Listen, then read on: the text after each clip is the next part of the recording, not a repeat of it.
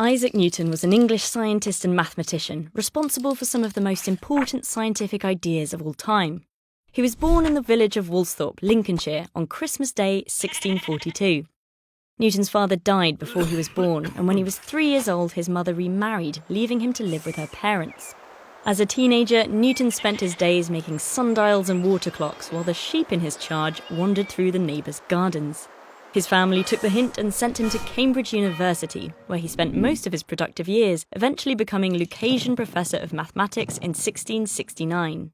If you only know one thing about Isaac Newton, it will be the story that, sitting in his garden one day, he saw an apple fall from a tree and, inspired, began to formulate his theory of gravity. However, Newton's great breakthroughs were more often a result of years of obsessive study, late nights, and uneaten meals.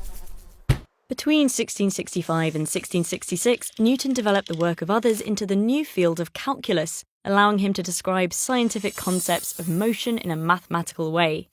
The German scholar Gottfried Leibniz created a similar method, leading to a bitter dispute between the two men in later life. With maths at its foundation, Newton published the Law of Universal Gravitation in 1687, one of many key ideas contained in his great work Principia Mathematica. He stated that every object in the universe attracts every other object, with a force directly proportional to the product of their masses and inversely proportional to the square of the distance between them. In other words, the more massive something is, the more it will attract you towards it, but the further away you are, the more its influence will diminish. This explains why an apple falls, but also why the moon is kept in orbit around the Earth, why the Earth orbits the Sun, and even why star systems form into galaxies. It marked a huge step towards modern cosmology and remained the most accepted explanation of the universe for over 200 years. Newton was also fascinated by the nature of light and colours. At the time, white light was thought to be homogeneous, i.e. pure and indivisible, but Newton proved otherwise.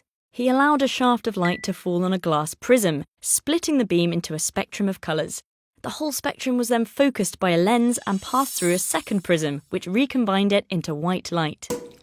Responding to a clamour of criticisms and rival theories, Newton wrote, "If the experiments which I urge be defective, it cannot be difficult to show the defects. But if valid, then by proving the theory, they must render all objections invalid."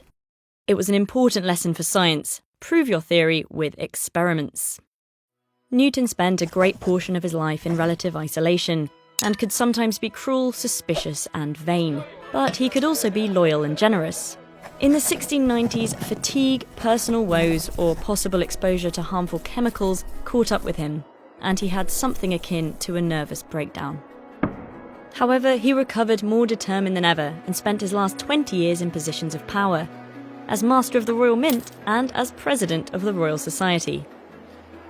Newton died on the 20th of March 1727 at the age of 84 and was buried in Westminster Abbey.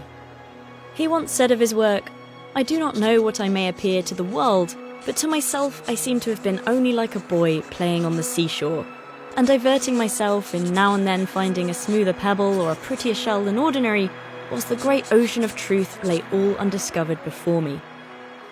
Newton left us with several clear, simple, and provable theories that help explain the nature of the universe. He laid the foundations for future discoveries and left a legacy that is the cornerstone of modern science.